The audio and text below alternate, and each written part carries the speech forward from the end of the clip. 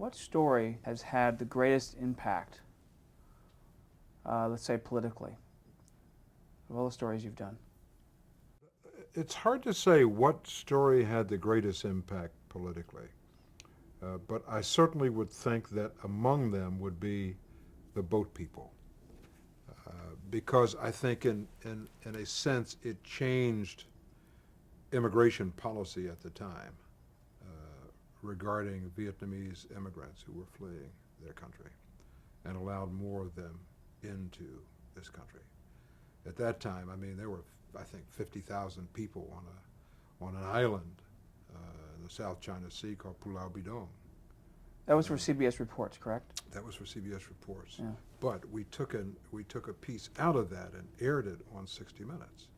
And that was, for me, the first time that I realized the impact of 60 Minutes. Because I had done this hour for CBS Reports, and it had been well received. The numbers were nice for an hour at that time, and critically acclaimed. And then Don Hewitt pulled that one section on Pulau Bidong and called it The Island and put it on 60 Minutes. And I was at that time also doing the Sunday night news. So Monday mornings I would fly from New York back to Washington, where I was, no, wait a minute, I got that wrong. And I was going somewhere. I was flying from New York to go somewhere.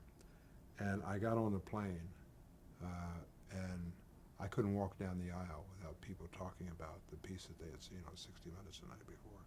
Everywhere I went that day, I heard people talking about the piece that we had done on 60 Minutes. And while there had been some public reaction to the documentary, it was nothing like the attention that the piece on 60 Minutes got. And then I realized that, boy, this is some animal here, 60 Minutes. And television. Well, but 60 Minutes, you know, I know what television is, but 60 Minutes had an appeal and numbers that no other television news program had. You know, and then I think the second year we were #1 again.